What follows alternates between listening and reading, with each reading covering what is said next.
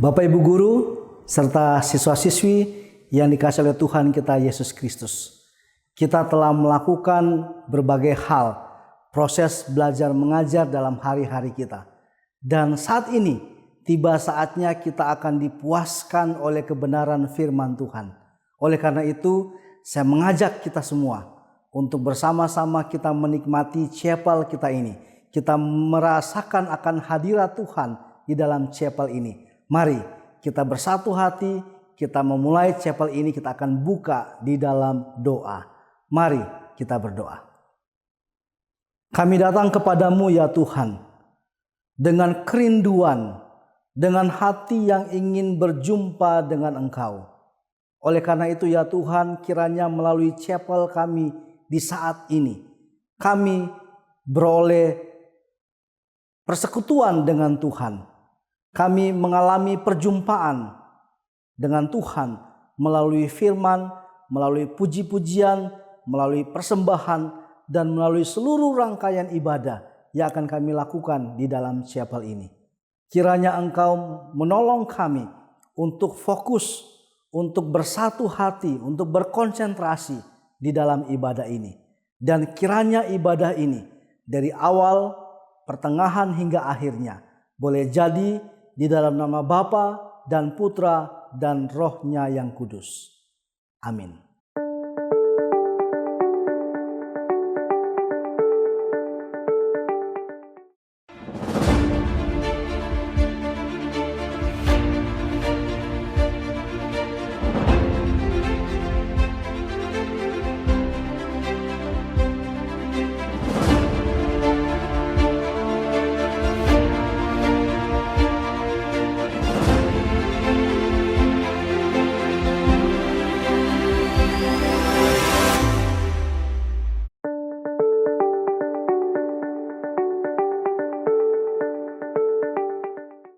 Hello everyone, it's a privilege for us to be able to gather here to attend today's chapel. And before we start our praise and worship, let us prepare our hearts and let us pray together. Heavenly Father, we're thankful for the fact that you still allow us to gather here to praise your name. And as we're going to start the praise and worship, please bless us and give us the willingness to truly show our love for you and also to make you happy. And in your name we praise, amen. In the journey of becoming a true Christian, I'm sure we all have experienced ups and downs. And most of the times, whenever we're stuck at the bottom, it's the times when we're like in troubles, and also we feel like we're far away from God. But Jesus actually said that He will always be with us to the end of the age. So whenever we're faced with problem, always remember that Jesus is mighty to save.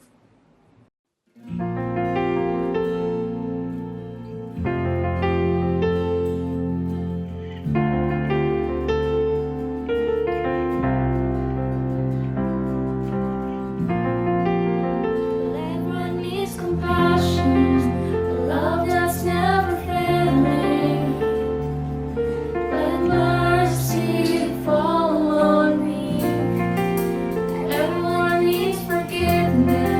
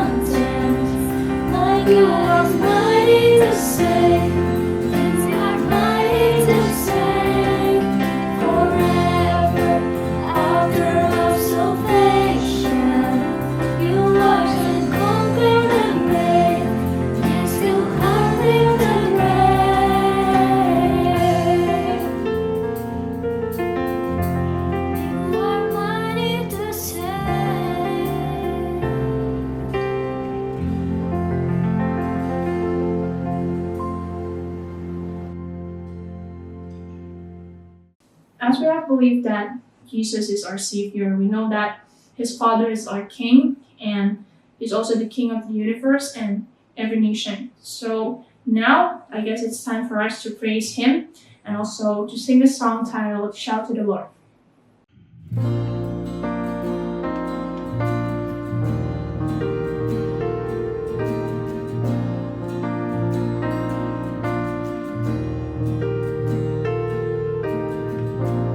My Jesus, my Savior, Lord, there is none like you.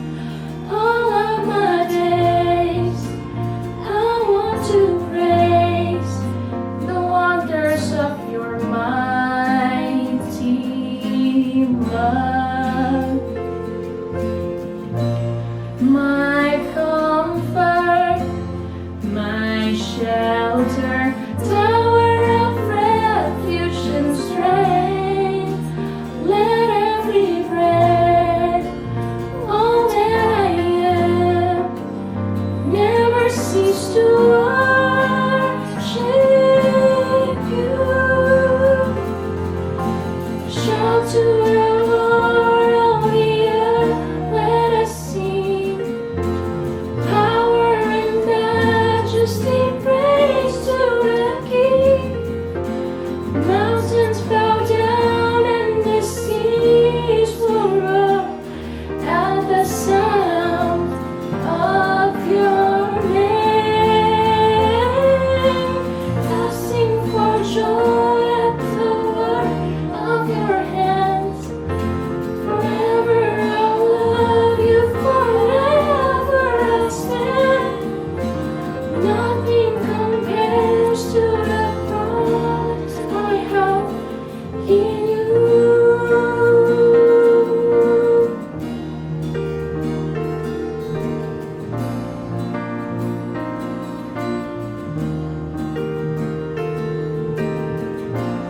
My Jesus, my Savior, Lord, there is none like you.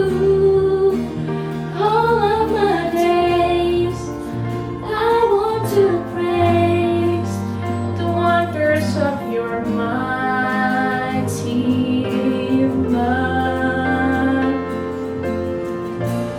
My comfort, my shelter, tower of refuge and strength. Let every breath, all that I am, never cease to worship you. Shout to the Lord, all the earth, let us sing. Power and majesty, praise to the King. Mountains bow down and the seas will roar at the sound of your name. I sing for joy at the work of your hands. Forever I'll love you, forever I'll stand. Nothing compares to the promise I have in you. Shout to the Lord, all the earth, let us sing. Power and majesty, praise to the King.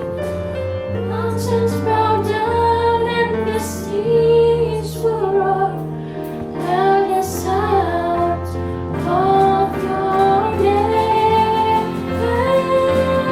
I sing for joy at the work of your hand. Forever I'll love you, forever I'll stand. Nothing compares to the promise I have in you.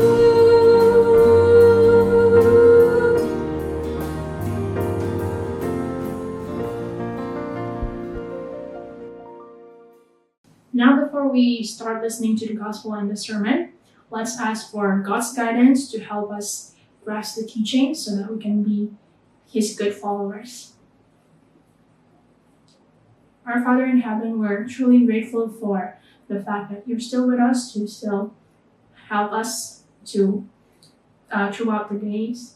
And now we're going to listen to your gospel, and also we're going to try to understand the message behind it. So please guide us and give us the willingness to listen and open our hearts and minds so that everything that we will learn will be useful for us and also for glorifying your name. In Jesus' name we pray, amen.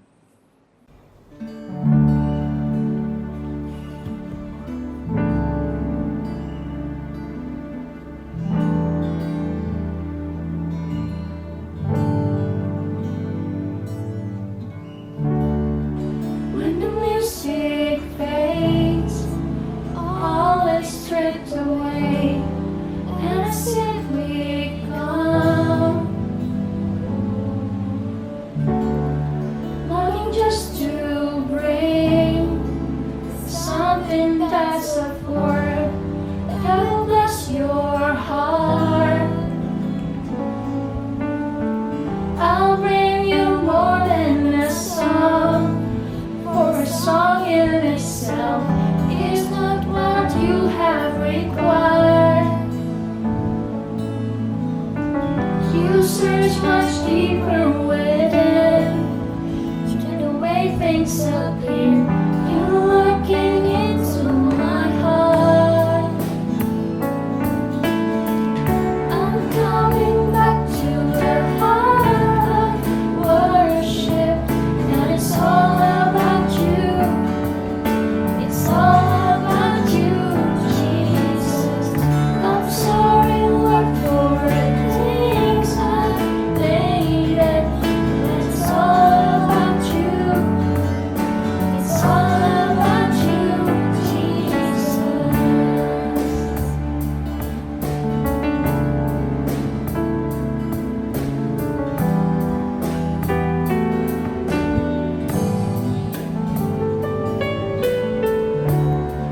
King of endless world, no one could express how much you deserve.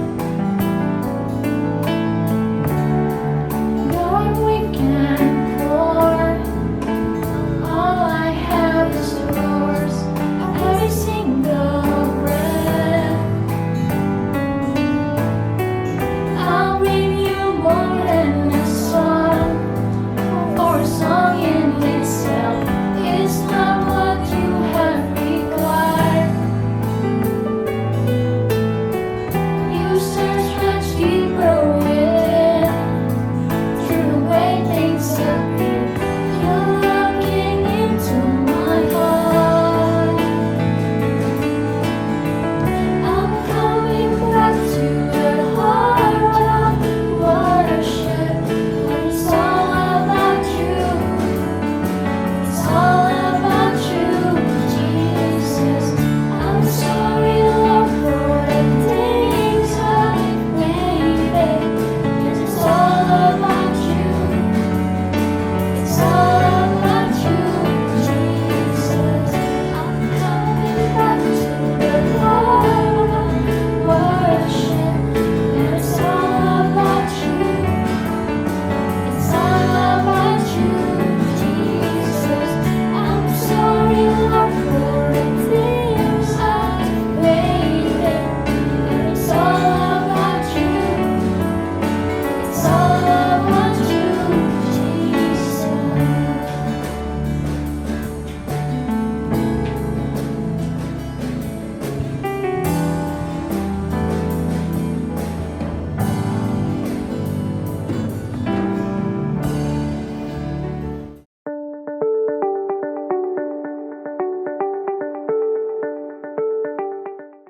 Shalom, siswa-siswi yang terkasih dan juga Bapak Ibu saudara sekalian. Kita akan mendengarkan firman Tuhan, oleh karena itu mari kita berdoa. Terima kasih Bapak buat kesempatan ini. Terima kasih buat waktu di mana kami boleh mendengarkan firman.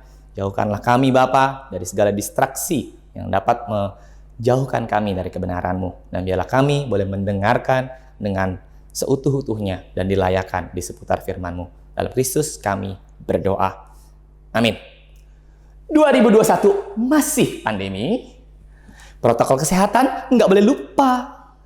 Nonton startup, lihat Seo Dalmi, pilih dosan atau cipil opa. Baik siswa-siswi gitu ya, bagi di antara kalian yang nonton startup tentunya tahu pantun barusan gitu. Tapi yang nggak nonton ya sudah, apaan sih kan gitu ya. Tema kita hari ini adalah Unasshaming Hope. Kayak apa itu ya? Dan saat kita boleh punya kesempatan saat ini kembali untuk mendengarkan dan membaca merenungkan firman Tuhan, mari kita gunakan waktu ini dengan baik, dengan bijaksana. Ya, dan kalau ngomong-ngomong soal pengharapan ya, tema kita hope gitu ya. Ngomong-ngomong soal pengharapan, saya tuh teringat dengan drama tadi, dengan pantun tadi ya, dengan drama course startup gitu ya, dan ada kisahnya tuh kurang lebih seperti ini. Bagi kalian yang nggak nonton, bagi yang udah nonton sih, ya kalian tahu lah ya endingnya gimana. Spoilers alert kan gitu ya. Oke, secara singkat bagi kalian yang nggak pernah nonton gitu, dalam drama ini tuh ada tokoh utamanya namanya Seo Dalmi gitu ya. Seo Dalmi ini singkat cerita masa kecilnya itu susah lah gitu ya. Dari orang tuanya bercerai gitu kan ya, berpisah karena masalah ekonomi dan lain-lain. Akhirnya dia punya cicinya ikut mamanya dan dia ikut papanya gitu ya. Cicinya dan mamanya nikah lagi maksudnya gitu ya, bukan cici dan mamanya nikah lagi. Cicinya nikah lagi gitu ya, akhirnya mereka hidupnya lebih lebih tajir lah kan gitu ya. Sedangkan Dalmi yang ikut papanya lagi bangun bisnis. Ya, starting up sometimes nggak langsung sukses gitu ya. Akhirnya mereka hidup ya kekurangan, ya mungkin pas-pasan, katanya mau makan ayam goreng aja sebulan sekali syukur kan gitu ya. Dan bukan sekedar kekurangan finansial, terus perpisahan orang tua, tambah juga Dalmi terpisah dari cicinya. Cicinya tuh sahabat dekatnya banget lah. Jadi dia tuh sudah susah, kesepian, menderita, pas-pasan lah hidupnya. Nah, di tengah-tengah kesedihannya, di tengah-tengah hidup yang suasana hidup yang nggak nyaman seperti itu, neneknya Dalmi gitu ya, berinisiatif mau menghibur gitu ya, mau menghibur si Dalmi. Lalu apa yang dilakukan si nenek? Nenek mau bikin surat gitu ya, nulis surat cinta buat Dalmi. Tapi kan si nenek udah tua ya, nggak ngerti gimana nulis zaman sekarang. Nah, singkat cerita si Ji Pyong ini lagi diasuh sama si nenek. Nah, Ji Pyong ini akhirnya diminta, kamu tulis surat dong, gaya anak muda gitu buat cucuku. Akhirnya singkat cerita Ji Pyong nulis surat, tapi dia nggak pengen pakai nama dia juga.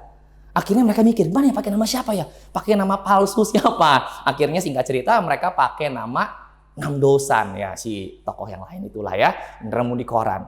Dan akhirnya tanpa diduga gitu ya, apa hasil dari surat cinta itu? Ternyata surat cinta itu membangkitkan semangat si Dalmi gitu ya. Dari yang sedih lagi, semangat, kesel, marah dengan hidup, langsung semangat, seneng lagi. Rasanya pengen banget nih ketemu sama si dosan yang di surat ini, yang sebenarnya si Ji Pyong yang nulis. Tapi itu bukan cerita cinta monyet Tuhan, gitu ya. Bukan kisah-kisah masa bocah-bocah, bocil-bocil.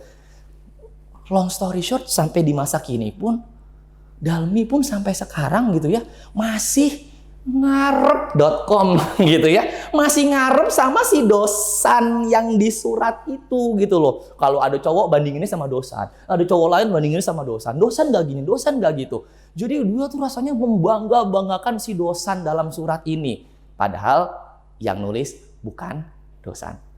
Nah, ngomong-ngomong soal surat gitu ya, kita put aside dulu tentang startup. Ini khotbah bukan pembahasan drakor gitu ya. Kita set aside dulu, ngomong-ngomong soal surat yang membangkitkan harapan, surat yang membangkitkan sukacita gitu ya, dan pengharapan.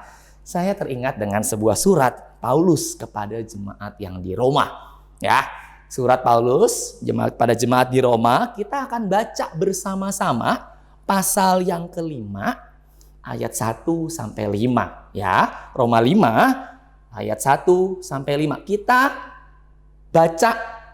bacakan out loud bersama-sama di tempat kalian masing-masing. Kenapa Pak Franky mesti kayak gitu? Ya, satu, kalau kalian membacakan, kalian akan baca menggunakan indera mata kalian.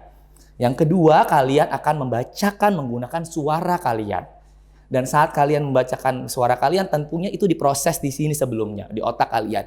Dan setelah kalian membacakan, kuping kalian juga mendengarkan kembali. Berarti ada 4 tahap dalam proses membacakan. You will remember more than just listen to me reading this to you. Oke, got it? Sekarang kita buka bersama-sama Roma 5 ayat 1 sampai 5. Hasil pembenaran. Sebab itu, kita yang dibenarkan karena iman, kita hidup dalam damai sejahtera dengan Allah oleh karena Tuhan kita Yesus Kristus.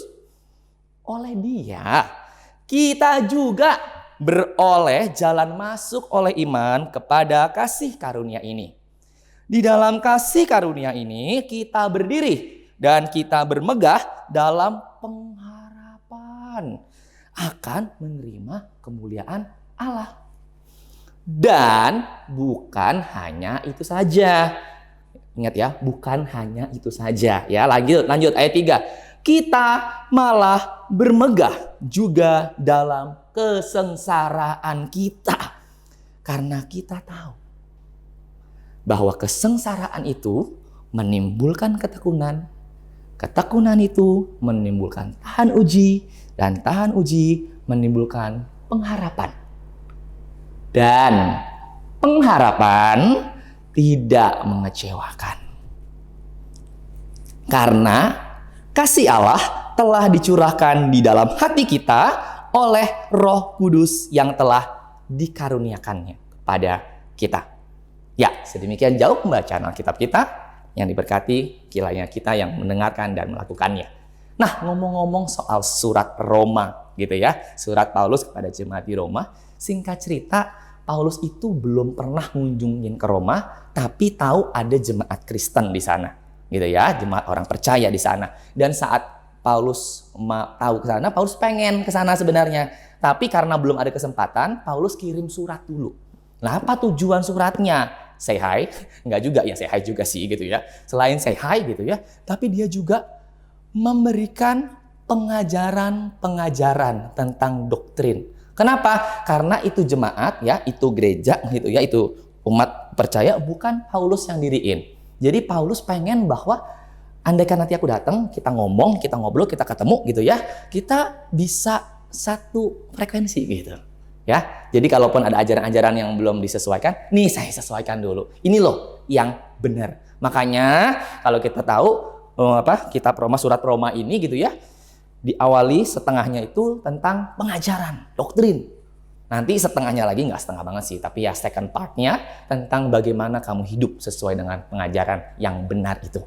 Ya, nah oleh karena itu kita akan lihat lebih dalam lagi tentang bagian ajaran yang benar yang ingin ditekankan Paulus dalam Roma 5. Nah, hari ini kita akan berfokus pada pasal yang kelima ya. Mari kita lihat satu demi satu gitu ya.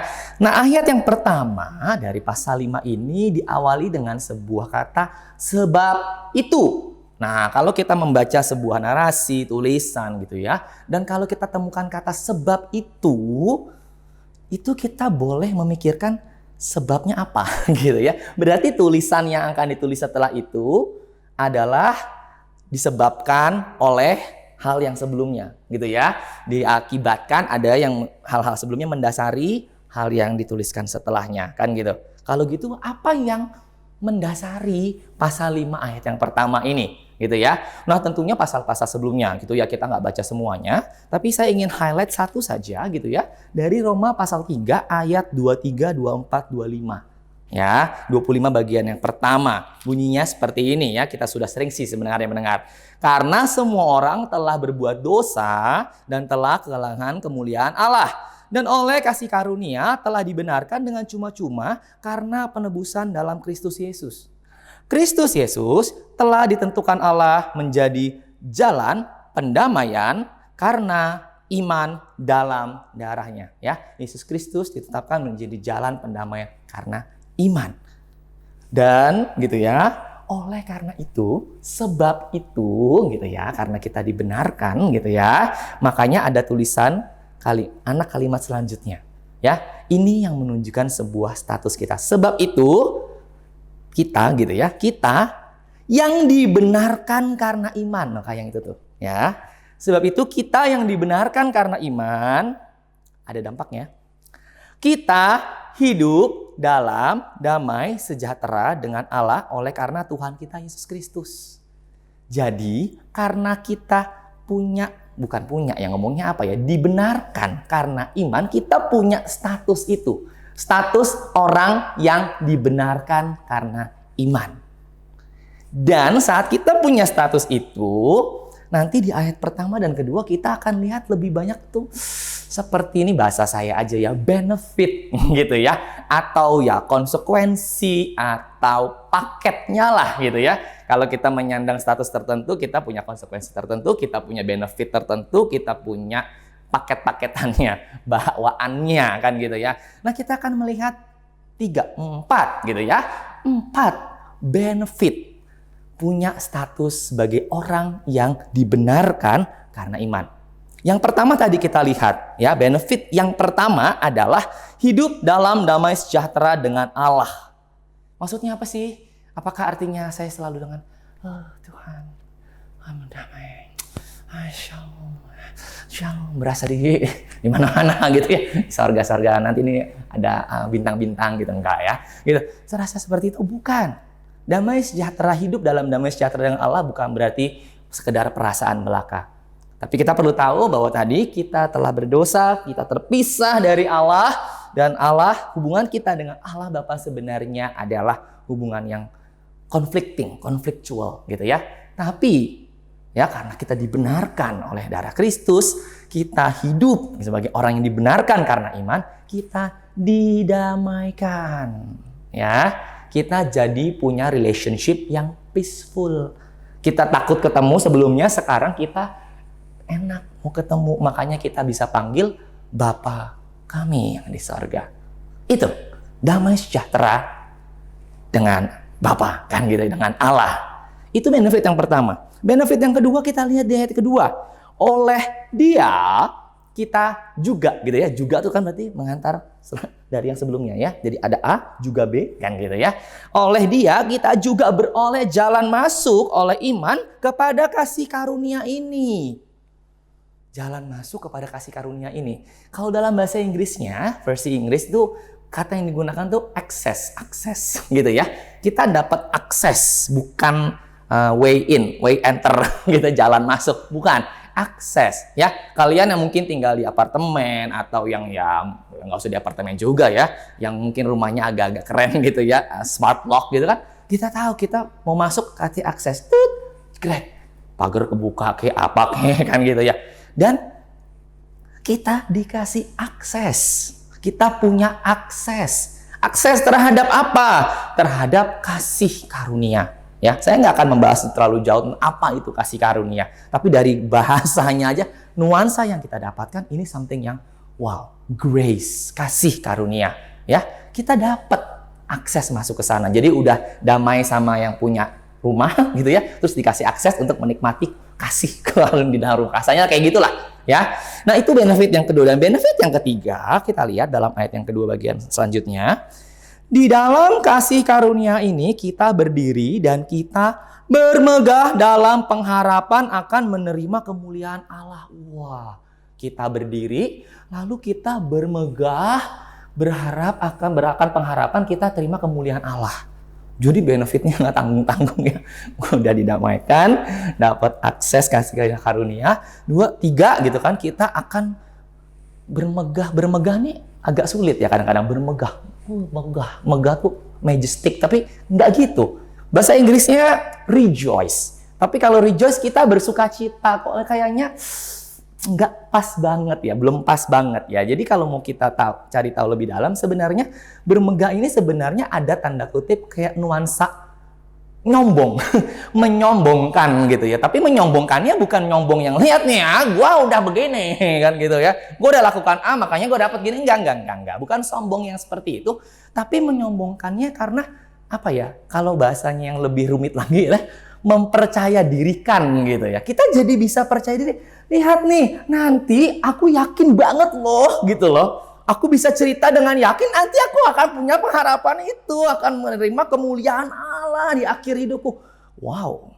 Ya. Jadi bukan nyombongin gimana-gimana, tapi percaya diri untuk menyampaikannya gitu. Jadi bukan yang kayaknya nanti aku nggak dapat pemulihan, nggak gitu ya. Jadi bayangkan ya, 3 benefit pertama ini kalau kita stop di sini aja tuh rasanya udah wow gitu ya. Hidup dalam damai sejahtera, dapat akses kasih karunia. 3, bermegah, bisa megahkan pengharapan untuk nanti terima kemuliaan. Kalau kita stop di sini, seakan-akan kalau kita jadi orang yang dibenarkan karena iman itu, ini banget ya, sultan, sultan dunia dan akhirat rasanya gitu ya. Kita tuh wow, enak banget gitu ya. Mau deh semua orang ikut Tuhan, mau deh semua orang dibenarkan karena iman, ya. Tapi, gitu ya. Walaupun tadi di surat Roma nggak pakai kata tapi kita mau lihat, ya, benefit yang keempat. Benefit ya saya bilang ya, benefit yang keempat kita akan coba lihat di ayat ketiga ya. Dan bukan hanya itu saja, ya Paulus nih keren ya, ngomong bukan hanya itu saja tuh kesannya yang tadi tuh udah gede, lihat nih masih ada yang lebih gede lagi kan gitu kan. Bukan cuma ini loh, nanti Bapak akan mendapatkan ya seperangkat alat apa kan gitu kan, nanti dapat ini. Jadi bukan hanya ini saja kan gitu. Tapi dapat apa kan gitu ya? Apa? Lihat yang keempat yang bukan hanya itu saja. Kita malah bermegah juga dalam kesengsaraan kita. Ceger kan gitu. Hah? Dari yang serba sultan yang wow gitu banget ya, sweetie banget, indah banget gitu. Tiba-tiba kita bermegah juga dalam kesengsaraan kita. Kalau saya jadi itu, lu nggak salah nulis ya, gitu ya. Kok lu nulisnya tiba-tiba kayak begini ya? Kok beda banget ya?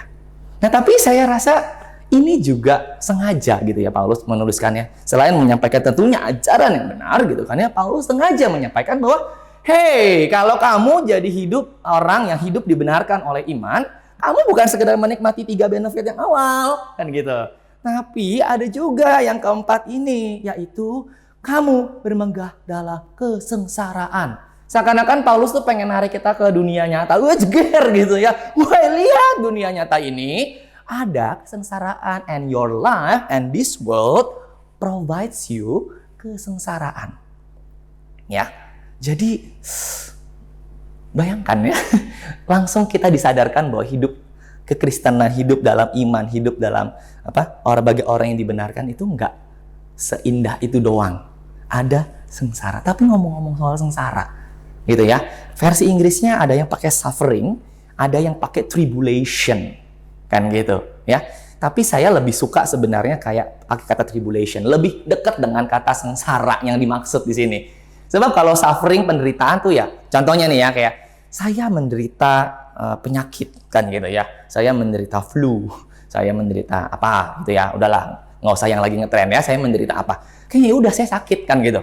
Tapi kalau kamu sengsara gitu ya, kayaknya tuh kalau sengsara tuh saya udah menderita sakit, terus orang-orang nggak ada yang mau nemenin saya, uang habis, rumah digadein, emas dijual, ya terus pacar ninggalin, terus dikata-katain sama orang-orang gitu ya, mati aja deh lu, misalnya gitu.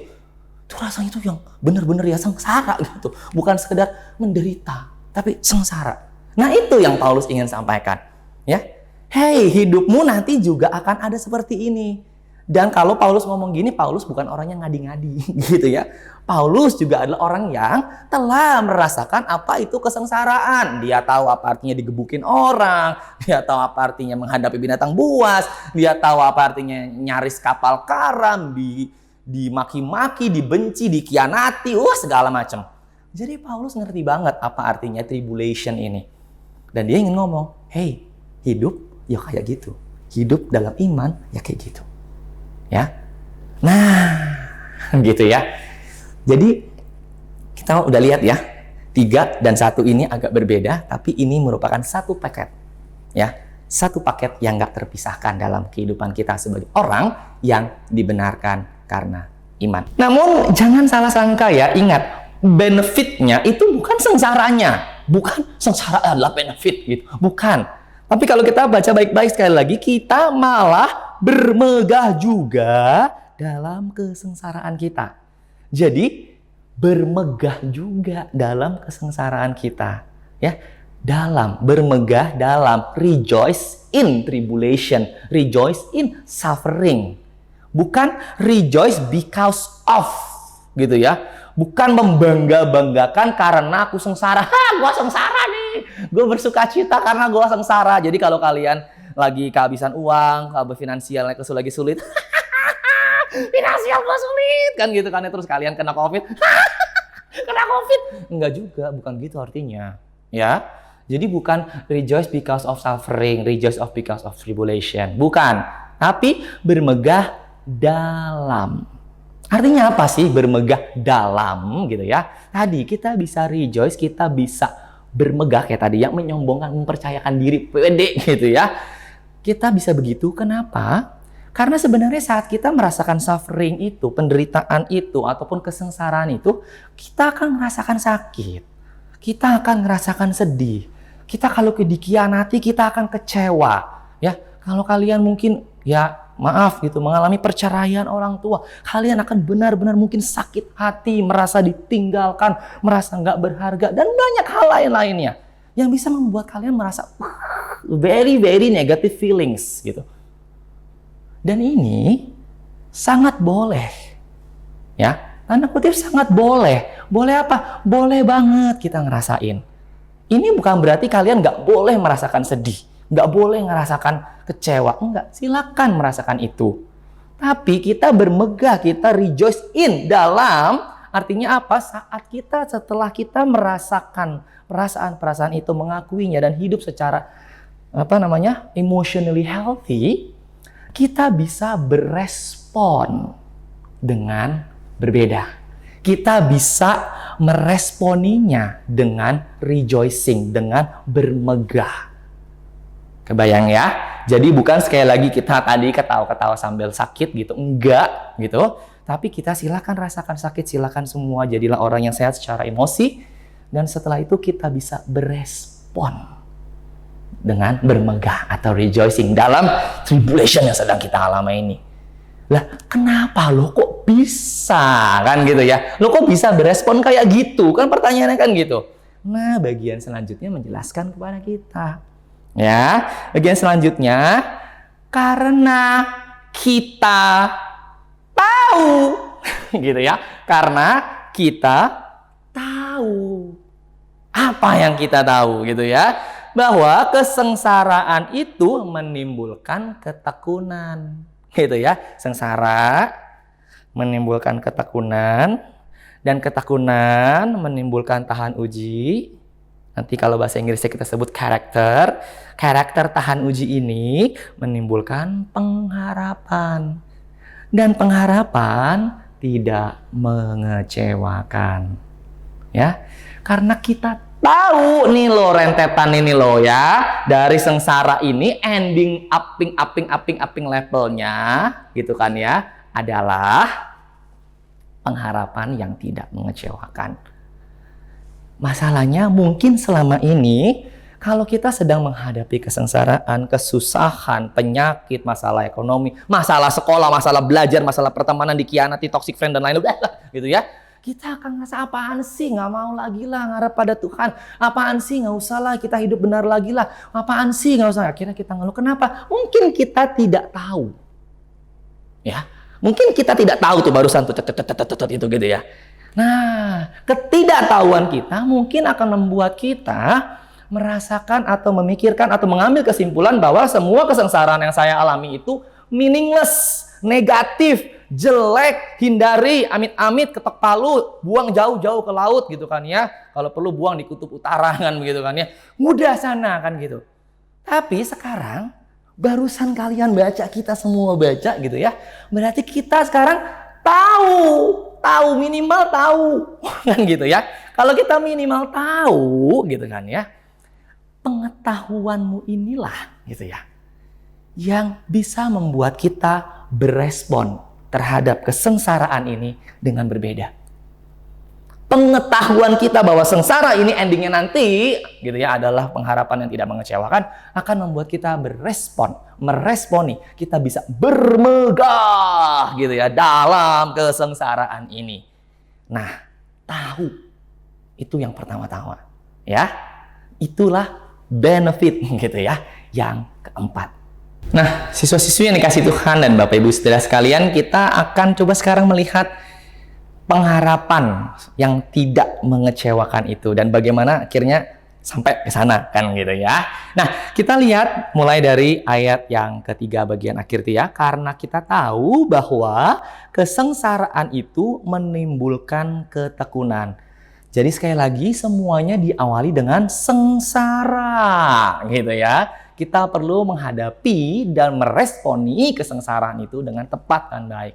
Kesengsaraan kita mungkin lagi-lagi macam-macam. Ada yang sengsara karena kesehatan, ada yang sengsara mungkin karena pelajaran, ada yang sengsara karena pertemanan, you are surrounded by toxic friends, atau mungkin juga maaf di antara kita ada yang sengsara karena keluarga, karena anggota keluarga kita. Ada yang punya masalah ini, masalah itu, bahkan mungkin gitu ya, kita menjadi permasalahan dan membuat keluarga kita sengsara juga dan kita bukan menikmati ya, juga terimbas karena kesengsaraan itu ya. Jadi banyak kesengsaraan kita. Tapi gitu ya, sengsara ini bisa naik level tanda kutip gitu ya menjadi ketekunan atau bahasa Inggrisnya perseverance atau mungkin dalam pengertian lain ketabahan atau kesabaran. Gimana bisa jadi? Tentunya kita perlu mengalami sengsara untuk bisa menjadi orang yang tabah. Kalau kita lari dari sengsara tersebut, kita lari dari masalah tersebut, kasarnya sebuah besi tidak akan menjadi pedang yang tajam kalau tidak digebuk-gebuk kan gitu ya. Seorang kalian mau lari maraton gitu kan ya, nggak mungkin kalian nggak sengsara latihan push up, latihan jogging 5K, 10K, 15K ya. Perlu tahapan-tahapan. Ya, latihan. Mungkin pas latihan juga kalian udah gitu, udah ngep-ngepan gitu. Apaan sih lari kayak begini? Lutut sakit, kaki sakit, ketarik semua badan. Sengsara banget. But we know, ya. Kesengsaraan yang kita alami kalau kita lakukan terus-menerus akan membuat kita menjadi seorang yang persevere, ya. Tekun, rajin gitu ya. Dan bukan saja tekun, rajin tapi juga tabah dan sabar. Ya. Nah, kalau kita udah naik level gitu ya dari sengsara-sengsara ini menghasilkan ketekunan, ketekunan nanti akan menimbulkan tahan uji. Ya, tahan uji itu dalam bahasa Inggrisnya banyak digunakan karakter, ya. Jadi maksudnya apa? Tekun nanti jadi karakter. Ya, jadi orang yang tahan uji. Nah, gampangnya gini ya, ini bukan hitungan pasti, tapi Pak Franky juga bukan orang matematika, tapi misalnya untuk sengsara naik level jadi ketekunan, kalian butuh 10 sengsara, misalnya kan gitu ya. 10 kali sengsara, ngelewatin dengan baik, naik level experience gitu ya. Biasa ya kalau kalian main game-game ya, mau naik level butuh experience. 10 kali naik level, jadi tekun. Nah, untuk tekun naik level ke sini butuh 10 kali tekun, misalnya gitu. Nah, 10 kali tekun tuh berapa? 10 berarti kali 10 sengsara. Berarti kan balik lagi. Untuk naik level tekun mau jadi tahan uji, you need 100 sengsara. What? Ngebayangin, gila, 100 kali sengsara gitu kan ya. Agar saya punya menjadi sebuah orang yang berkarakter. Tahan uji. Karakter itu kan firm ya. Lu mau ngomong apa kek, gue nggak bergoyang gitu. Gue tetap percaya, gue tetap yakin gitu. Tahan uji, makanya tahan kan, diuji, digaplok-gaplok, digoda-goda, tetap tahan. Ya, jadi butuh 100 kali sengsara untuk naik sampai ke tahan uji atau karakter. Ya, perlu latihan agar kamu menjadi seorang yang tahan uji. Jadi udah biasa. Orang-orang bilang, lu ngapain sih kayak gitu? Hidup lu sengsara amat. Nggak apa-apa. Gitu ya. Aku sudah biasa, dalam artian bukan tadi ya, ketawa-ketawain sengsara, tapi aku sudah biasa melalui ini. Dan aku menjadi orang yang tahan terhadap ujian-ujian ini. Berkarakter. Orang mau ngomong, udahlah tinggalkan Tuhan lu nggak bagus itu, Tuhan lu nggak bener itu kalau kayak gitu. Masa hidup lu sengsara? Enggak kok, saya tahu. Ya, ini adalah bagian dari pembentukan saya. Berkarakter. Nah, karakter tahan uji nanti akan menimbulkan pengharapan. Wah, sama ya. 10 misalnya tadi, 10 kali tahan uji akan menimbulkan pengharapan. Berarti kalau untuk sampai ke pengharapan butuh berapa? 10, 10, 10, 1000. Jadi kebayangin ya, what? Untuk sampai pengharapan aku butuh 1000 kali sengsara gitu kan ya. Tapi kan kalian mikir, maksudnya apa sih? Kok karakter bisa menghasilkan harapan? Nah, mari kita lihat kembali ya. Dalam 1000 kali sengsara ya, mungkin kita nggak selamanya berhasil, nggak selalu berhasil gitu ya. Ada yang mungkin kita akhirnya maki-maki, ada yang mungkin kita kesel, ada yang mungkin kita juga menjauh dari Tuhan, ada yang kita meresponinya dengan negatif sekali, kapok, dan lain-lain. Tapi bisa juga akhirnya kita berhasil, dan saat kita sadar bahwa kita telah berhasil melalui ke-1000 sengsara itu, kita bisa menyadari bahwa sebagai orang yang membenarkan oleh karena iman, bahwa iya, aku telah melalui ke-1000 sengsara itu loh. Dan dalam ke-1000 sengsara yang telah kulalui sampai saat ini, aku melihat Tuhan. Aku melihat Tuhan yang nyata. Tuhan itu ada dalam sengsara-sengsaraku. Dan Tuhan itu membantuku untuk melewati sengsara-sengsara itu sampai aku di level ini, tanda kutip. Ya, sampai di level ini. Makanya aku bisa tahu bahwa dalam kefirman karakterku, ketahan ujianku, aku kenal. Dan kepada siapa aku berharap. Makanya ada pengharapan. Muncul pengharapan kepada Tuhan yang bisa dipercaya dalam proses sengsara itu. Dan finalenya gitu ya, finalnya tuh bukan pengharapan menghasilkan apa. Enggak, kenapa? Karena pengharapan udah di ujung gitu ya. Pengharapan udah sampingnya di ujung, lalu kamu, oh iya itu dia pengharapanku kan gitu kan ya. Nah, makanya Paulus menegaskan pengharapan ini gitu ya, bukan kaleng-kaleng kan gitu ya. Pengharapan ini bukan pengharapan main-main. Pengharapan yang tidak mengecewakan, tulisannya di sini. Ya, dan pengharapan tidak mengecewakan. Tapi dalam versi bahasa Inggrisnya, pengharapan yang tidak membuatmu malu. Pengharapan yang tidak akan mempermalukanmu. Nah, ngomong-ngomong soal pengharapan yang mempermalukan, kita balik lagi ke Dalmi gitu ya. Kita balik lagi ke kisahnya Dalmi gitu ya. Nah, singkat cerita kalau kayak tadi ingat ya, Dalmi tetap ngarep kepada dosan yang ada di surat gitu ya. Dosan yang cool, dosan yang bijaksana, dosan yang romantis, dosan yang gitu ya. Pokoknya dosan gini deh yang dibanding-bandingkan sama cowok-cowok yang lain itu. Kan gitu.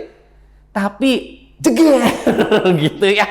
Begitu ketemu dosan yang asli, ya yang dosan benerannya bukan si Jipyong sebenarnya.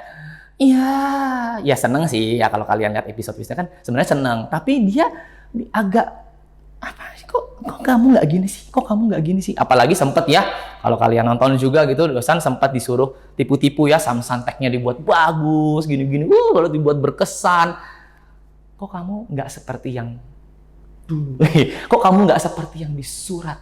Kamu mengecewakan gitu ya sebenarnya ya. Kamu kok mengecewakan? Tapi bukan sekedar mengecewakan gitu ya. Karena Dalmi udah sempet wawain, pamer-pamerin gitu ya, dosan ini ke orang lain gitu kan ya. Ternyata orang lain juga nggak ngeliat kayak gitu. Loh, katanya konglomerat, katanya sukses, ternyata cuma anak baru kemarin sore kan gitu kan ya. Akhirnya Dalmi juga ngerasa malu. Aduh, malu deh. Iya, dosannya sebenarnya nggak kayak gitu kan gitu. Pengharapan terhadap seorang yang akhirnya mengecewakan dan memalukan. Tapi ya, nggak seperti Dalmi yang berharap pada dosan di surat itu gitu ya. Pengharapan kita kepada Allah ini tidak mengecewakan karena dua alasan. Yang pertama, prosesnya panjang tadi ya, 1000 kasarnya gitu ya, 1000 kali kesengsara untuk sampai kepada pengharapan yang tidak mengecewakan ini, tidak membuat kita malu. Yang kedua, kenapa ini tidak membuat kita malu? Karena ada di ayat 5 yang terakhir, karena kasih Allah telah dicurahkan dalam hati kita oleh Roh Kudus yang telah dikaruniakan kepada kita. Ya. 2. Kasihnya telah dicurahkan, past participle gitu ya. Dulu efeknya sampai dengan sekarang. Ya. Kasih Allah telah dinyatakan, telah terbukti ketika dia serahkan anaknya mati, disalib dan bangkit dan menyelamatkan, membenarkan kita. Itu kasihnya sudah dibuktikan dan diberikannya kepada siapa? Melalui siapa? Roh Kudus yang adalah Allah itu sendiri. Penjaminnya valid, penjaminnya benar, penjaminnya real, bukan tipu-tipu, kan gitu kan ya. Dan buktinya sudah dibuktikan. Dua alasan ini sungguh akhirnya membuat kita bisa yakin bahwa pengharapan kita kepada Allah adalah pengharapan yang tidak mengecewakan / tidak membuat kita malu.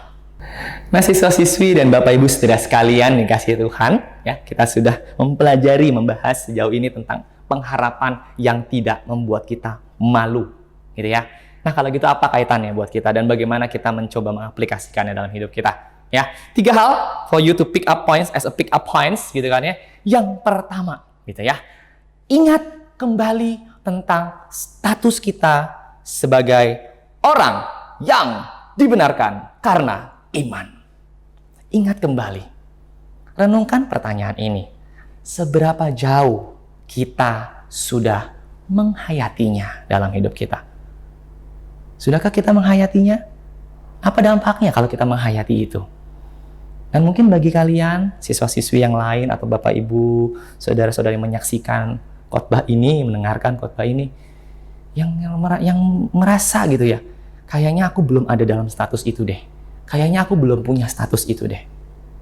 Mungkin pertanyaannya, maukah kamu menjadi orang yang dibenarkan karena iman?